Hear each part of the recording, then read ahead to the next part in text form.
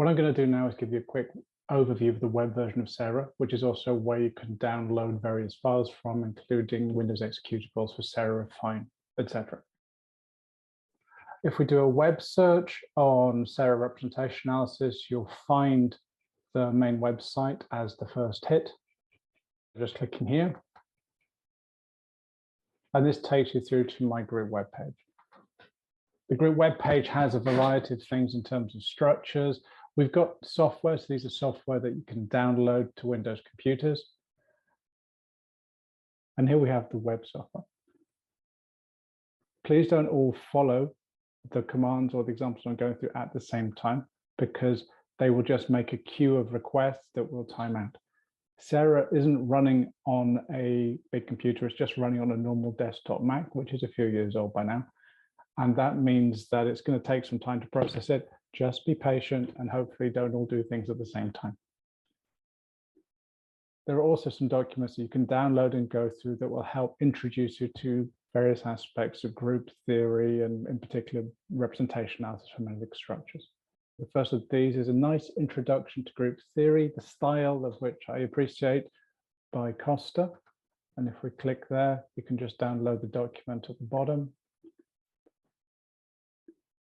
Now available as it's been declassified by the American military. We also have a paper that I wrote on magnetic structures where I was just talking through the creation of them using propagation vectors, basis vectors. And here we have a PDF that I'll be going through in a moment that introduces how we can build up different types of magnetic structures and basis vectors. And it's integrated with Full Prof Studio. So you'll see all of the information here. And this is a quick paper going through a historical introduction to magnetic structures, which is an important context when you're trying to go back to the primary literature. And this is a walkthrough of the mathematics behind representation analysis as done by Berto. So if you go on that, this was for the Enrique workshop a couple of years ago. And you can go through all of the mathematics here in terms of building up the different matrix operations, going from space groups to GK, going through permutation representations, going through decompositions, and going right the way through to projecting out basis functions itself. And that's using this key equation here. That's quite useful if you want to start using the maths yourself and going through an example of the maths. Now, what I'm just going to start off with over here is the software section. So if I click on this, we have the software that's available to download. This is Windows software. Hopefully it works with the current version of Windows. This is K-search, finding a propagation vector with Sarah and giving you an explanation of how to use a technique. Then we have Sarah representation analysis. When I wrote Sarah, I separated it into two parts. One part did the representation analysis and another part did the refinement. So it would integrate with different refinement codes such as Full Prof, GSAS, and Topaz. I'm not updating the Windows versions of these codes. They're historical. What I'm moving toward is a web version so that we can get beyond different operating systems. I'm working with the files and formats of Full Prof and GSAS too. Just going to go to the web version now. So the web version has a couple of pieces of software. The second one is just about crystallographic point groups. So this is an example where we're just seeing group subgroup relationships, point groups, for example, going from TD going down to CI, D2 or something like that. And we just hit the go button and you're having to count to 10, give it a moment to think about it, because what's happening is it's firing up an instance of Mathematica, going through your calculations and then presenting the answers here. Relationships here in pictorial form on the main group subgroup relationship graph, and then we start seeing descent paths done in different ways. So this is just to get you into thinking about descent and symmetry in terms of point groups. The main thing I want to show you is Sarah web representation analysis. So this is where I ported over the calculations that were done in the original version of Sarah and rewrote everything in Mathematica so that I could make a web version. We can just click on the space groups that we're going through. and you can select the space groups according to the international tables number, hexagonal, rhombohedral setting, or whatever you've got there. So just take the example of 166 over 3m in hexagonal setting. Put the propagation vector here using spaces to separate the different components. And then we have crystallographic coordinates of the form here. So we could put FE if we wanted to and put it on a 0.5, 0.5, 0.5 site. And then we hit the evaluate button. I said, if you're watching this video, hopefully you're not all going to click at once because you'll see what the runtime looks like when I hit the evaluate button. So 1, 2, 3, 4, 5, 6, 7, 8, 9. So it took about 9 seconds-ish. Okay, this might be a bit slow for some of you, but it's a lot faster than doing the calculations yourself. What do we have? Starting off with a reiteration of the information you're given Sarah. We're starting with the space group 166 hexagonal setting of R bar 3n. The K vector that it has is 0, 0, 0. And we put an atom that is an Fe atom, an ion atom at a half, a half, a half. The K vector in the user chosen setting is 0, 0, 0. We then have to calculate the star by applying all rotational symmetry operations of the space group to 0, 0, 0, and unsurprisingly, it just makes 0, 0, 0 all the time. So this means there is only one arm of the star, and it's a trivial arm of 0, 0, 0. Sarah uses Kovalev's irreducible representations, and he uses a particular notation for his point lines and planes in the Brillouin zone. They're in a particular primitive setting, and this is Kovalev's set of tables for this space group. Here we have it in the primitive setting, and here we have it in the user setting. I'm using the hexagonal setting of rhombohedral, so this would be his primitive setting of rhombohedral, and this is the user chosen setting. And when you move between settings, you can start to see that you have to be careful with your choices of propagation vector. In this one, if we take K8, it's a half, a half, a half in primitive settings. So you take the primitive axes and each one would be doubled. But when we convert that to the user setting, which is a centered hexagonal cell, so we have the different centering translations, that becomes 0, 0, 3 halves. If I just told you the K vector was 0, 0, 3 halves, this might surprise you because you may be thinking that the K vector should be between 0 and less than 1. The 0, 0, 3 halves looks like it's gone outside the first Brillouin zone, but it hasn't. The first Brillouin zone goes up to a half, half primitive, but when you turn this into a space group that we're actually using, it starts looking different. And we have to be very careful when we have centered cells. 0, 0, half similarly becomes 0, 0, minus a half. We have UUU now becomes UU3U. So take care when you're thinking about your propagation vectors. For the calculations, we're going to go forward with K7, which is 0, 0, 0. The symmetry operations that we have in the space group are written here. Kovalev uses a notation of G or H.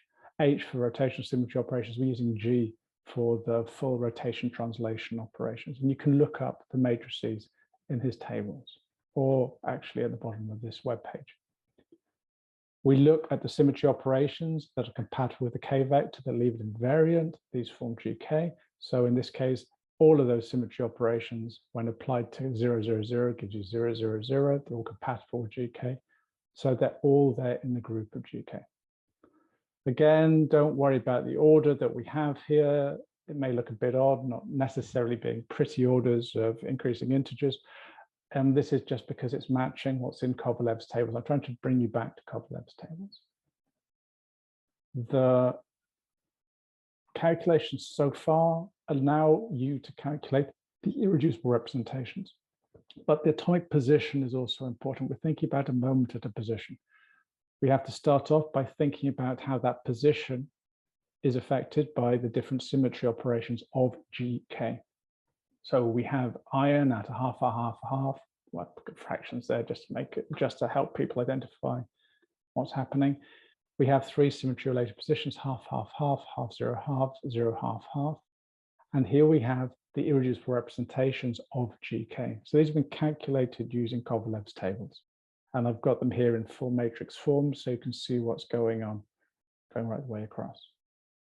The next thing that we're going to do is we're going to look at the representations. We see that the first four here are one-dimensional representation. And we're going to be looking for isotropy groups, or these stationary vectors that enable you to separate high symmetry structures within an irreducible representation symmetry space. The first four of them, as I said, were one-dimensional reducible representations, so there's no isotropy groups available apart from the trivial one. When you get to these two-dimensional representations, you should be thinking about different stationary vectors, different isotropy vectors, and that's what's happening here. It's going through a search using different algebraic values of our coefficient vectors, our stationary vectors, such as AB, AA, A minus A, and here we're doing it for gamma 6, which is the second two-dimensional reduced representation. I'm defining for each of these representations or the symmetry operations that come from the isotropy groups, the magnetic point groups, giving you the normal point group, the symmetry operations of the normal group, and the prime symmetry operations. So I'm working here in terms of symmetries and groups within GK. Here are the rest of the isotropy groups for gamma 6. Priming here corresponds to a reversal of the spins if you want to look at the magnetic point group notation. We have to look at a magnetic moment at that particular site. And when we take that representation, which is our magnetic representation, we decompose it over the irreducible representations of the space group. And we have 1 gamma 1 of order 1 plus 0 gamma 2 of order 1 plus 2 gamma 3 of order 1 plus 0 gamma 4 of order 1 plus 3 gamma 5 of order 2 plus 0 gamma 6 of order 2. What's that telling us? We're seeing some zeros here. The zeros tell us that for a magnetic moment at that position, which was a half, a half, a half, no magnetic structure can be created that corresponds to gamma 2, gamma 4, or gamma 6. If you tried to make it, it would simply be incompatible with the symmetry of the system and would not be self-consistent. So we have 3 representations that are non-zero, gamma 1, gamma 3, and gamma 5. 2 of them are first order, the last one is second order. There can also be situations where we can have coupling between irreducible representations that happens when there is low spin orbit coupling. These, in the language of Isomorph, are called exchange multiplets. And you can look down the different irreducible representations and see which ones would be coupled together. For example, gamma 5 would involve a coupling of gamma 1, gamma 3, and gamma 5. So they could all be present within that particular exchange multiplet. So they could all be present within that exchange multiplet. I don't want to spend any more time introducing exchange multiplets because they have a far more complicated background and it really needs to be done properly. Then we have the basis functions, the basis vectors that are projected out for the different irreducible representations. Here we have irreducible representation number 1 and its first basis vector across the 3 positions. All of these coordinates are given with respect to the unit cell axis system. So we have our hexagonal axis system A, B, and C. We have 2, 2, 0, minus 2, 0, 0, 0, minus 2, 0. This would be the basis vectors for gamma 2. There aren't any because, as I said, we have no compatible magnetic structures with gamma 2. There's 0 in the magnetic decomposition for that irreducible representation. Gamma 3 has 2 basis vectors, a combination of ones that are in the AB plane here and ones that are in the C direction, pointing along the hexagonal C direction. Gamma 4 has no basis functions. Gamma 5 has 6 basis functions. Gamma 6 has no compatible basis functions and goes to 0. So if we're looking at this, we're seeing it corresponds to what we have here in the decomposition. The number of basis vectors that we have is the repetition multiplied by the order of the irreducible representation. There is therefore 1 basis function for gamma 1, 2 times 1 for gamma 3, 3 times 2, 6 basis functions for gamma 5. And that's what we have here. The next thing I'm doing is I'm separating these basis functions of according to the isotropy groups, if you want to use that language, based on the magnetic point groups. Gamma 1, gamma 3 are one-dimensional, so there aren't any additional isotropy groups, it's just the general one. Gamma 5, the first one, corresponds to this one, which is the overall symmetry of the system of the irreducible representation, because you have all of the basis functions here. Then we have the second isotropy vector, which would then correspond to 3 basis vectors coming together. And then we have the next one, a different linear combination of 3 basis vectors to give you these ones. These basis vectors correspond to the isotropy vectors as defined in this table above. Then I've given you some other information down at the bottom. If you want to start putting things into full prof from the web version, here's some templates of the full prof file. We'll go through the format of that later. And they're here for all of the different basis functions. See what's going on. And I've given you a notation in terms of the isotropy vector or the stationary vector here. So you can easily see which one you want to look at or which one you want to play with in your refinement. Here are the symmetry operations that we have. Here's the notation matrix that Kovalev used in his tables. Bradley and Cracklin is a very useful source for symmetry operations. We have the explicit rotation matrix as a 3x3, the translation, and the augmented matrix, which is the 4x4 matrix form that brings together the rotation and translational part. Then we have normal point group operations that we have here, just simply being defined for the different point groups. Then I've got the magnetic point groups operations. This is out of Bradley Cracknell, so we can define our magnetic point group starting from a normal point group, and then we have primed symmetry operations, and they're all being explicitly defined here.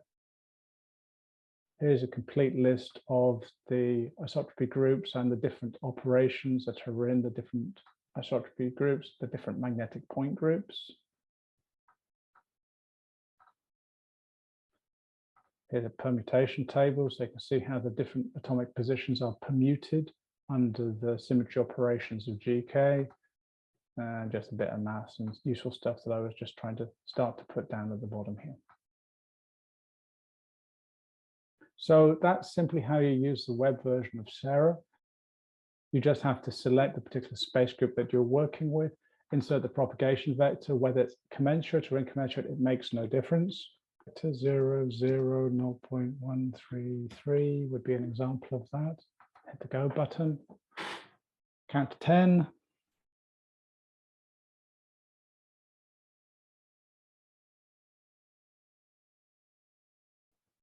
The reason I gave that K vector is because if we look at that, which is 0, 0, 133,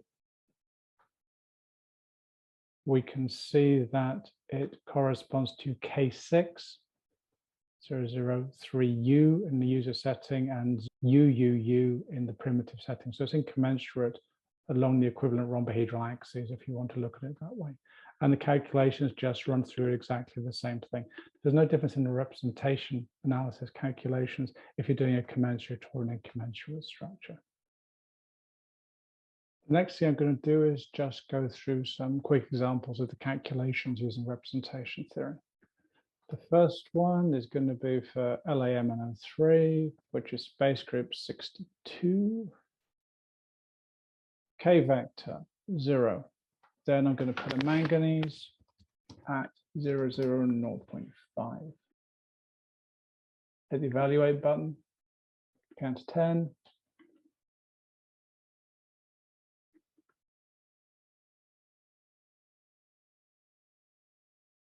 See what's going on. Just going to move up here a little bit. We have K equals 0. Only one arm in the star, the trigger 1, 0, 0, 0. We have all of the propagation vectors of the Brillouin zone here being defined in the different settings, but it's been identified as K19, 0, 0, 0. Here's the symmetry operations in G0. Those are compatible with the propagation vector GK. Now we start looking at the atomic positions. We have manganese at 0, 0, 1/2. Here we have 4 symmetry related positions, and we have our irreducible representations. They're all irreducible representations of order 1, so they have only the trivial isotropy vector or stationary vector, and here are the different magnetic point groups and the normal point groups for the different irreducible representations. Looking at the decomposition, we have 4 atomic positions. 4 atomic positions, 3 degrees of freedom per atomic position for a moment, being along the 3 different directions. So we expect 12 basis vectors in total. In terms of decomposition, 3 times representation 1, 3 times representation 3, 3 times representation 5, 3 times representation 7. So we have 4 3s, which is 12. We have our 12 degrees of freedom today. Symmetry has only classified them. You can see all of the degrees of freedom are still there.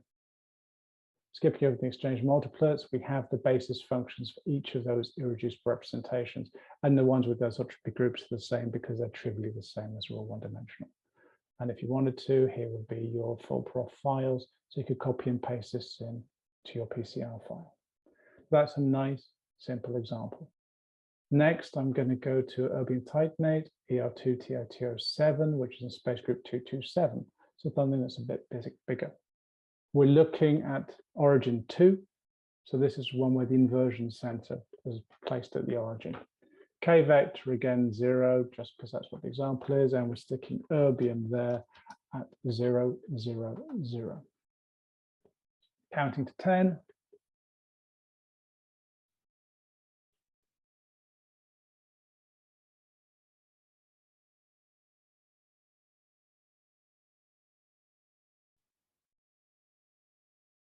And here are our results. Erbium titanate, so we have our space group, information there, K vector there. We have the points, lines, planes in the Brillouin zone. They're here for the user setting. And then we have symmetry operations in G0 and in GK. Erbium is at 4 symmetry-related positions. So again, we expect 12 basis vectors. Looking at the irreducible representations, we're starting to see they're becoming more complicated now. We have 4 of order 1, 2 of order 2, and then 4 of order 3. And here are the full sets of matrices. We're also seeing some complex numbers appear in the matrix element operations. This doesn't worry us. We carry on anyway and do exactly the same type of mathematics. Here are isotropy groups, our stationary vectors and the different groups corresponding to them for the different irreducible representations, giving us our magnetic point groups and our normal point groups. Decomposition gives you 1 times representation 3 of order 1, 1 times representation 5 of order 2, 1 times representation 7 of order 3, and 2 times representation 9 of order 3. So that corresponds to 1 basis vector, 1 times 2 is 2 basis vectors, 1 times 3 is 3 basis vectors, and 2 times 3 is 6 basis vectors. Here would be your normal basis vectors projected out from the irreducible representations. First one is a nice simple structure. Next one, 2 basis functions. And we have basis functions here that are complex. And then the next set of basis functions are all real, and similarly these are all real. And you start seeing different types of structures that exist within these basis vector combinations. Here we have the version of this where we have the isotropy groups. So here's the one that's corresponding to eta1, here's the one that's corresponding to eta3, etc., etc. So doing the calculations is no more complicated than answering the 3 questions at the above. Final example I'm going to give you is stays with 227. It's another pyrochlore. We're going to move on to 0.5, 0.5, 0.5 as the propagation vector. I'm going to put a gadolinium. The origin, hit the go button, count to 10.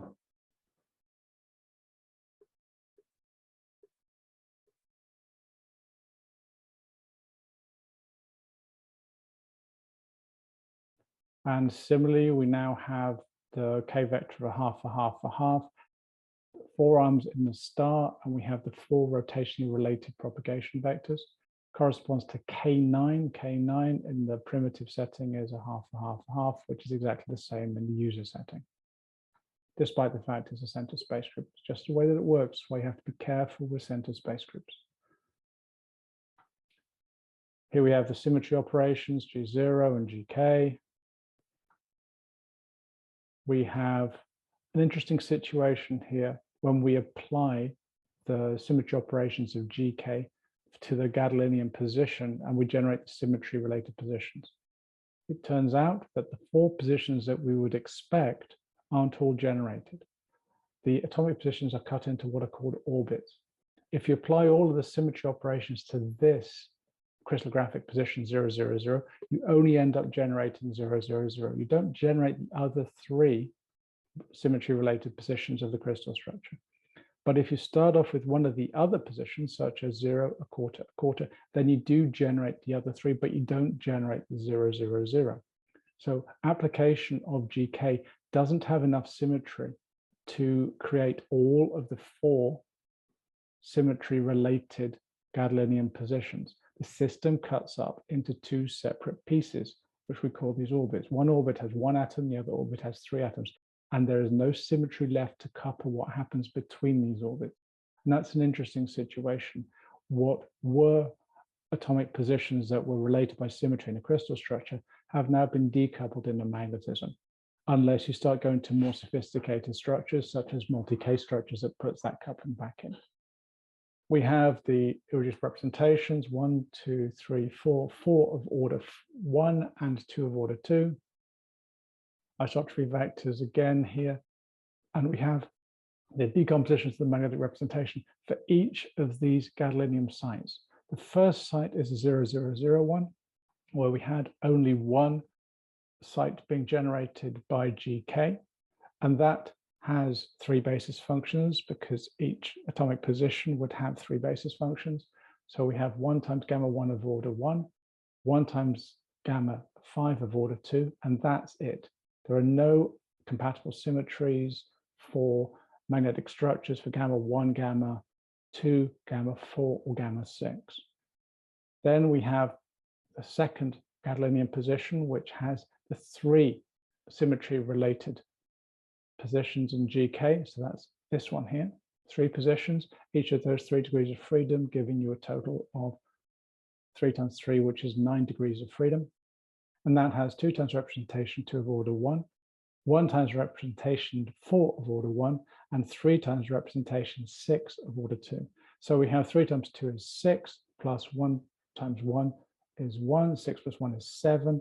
Then we have 2 times the representation of order 1, adding another 2, so 7 plus 2, that's 9 degrees of freedom here. When we're using Landau theory starts getting us to think about what's happening in terms of magnetic transitions. Ideally, we would expect the most naive interpretation would be that the magnetic structure would be from an ordering transition where only 1 irreducible representation is involved. If we look at that in terms of GK and the representations of GK, or rather the irreducible representations of GK, we'd be looking for common irreducible representations between the different gadolinium sites. Representation 1 is 0 on both of those. Irreducible representation 2 is 0 there, but non-zero there. Irreducible representation 3 is 1 there, but 0 there. Irreducible representation 4, 0, and then 1. 5, 1, and then 0, 6, 0, and then 3. So we're not seeing any common irreducible representations across the 2 sites. We would then naively expect there to be 2 magnetic transitions, perhaps one involving the first site, this site with the 3 magnetic moments, because there's a lot of mean field associated with it, ordering according to a particular irreducible representation here, and then perhaps later on, we would expect magnetic order according to this single gadolinium site to happen according to one of these irreducible representations, either gamma 3 or gamma 5. And that's indeed what we see in terms of the reality when we look at the magnetic structures of this material. Here are our basis functions. Again, if we just did the normal projection of all of the basis functions for the different irreducible representations, they're here. And this is what would happen if we started bringing in anisotropy groups. And we're starting to see here gamma 6, eta 1, our first stationary vector, and then eta 2 having 3 basis functions, eta 3 having 3 basis functions, after you've gone through the various linear combinations.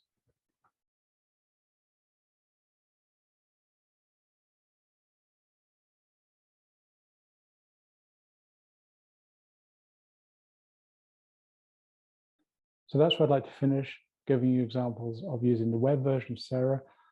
The main thing to remember is you're only asked 3 questions.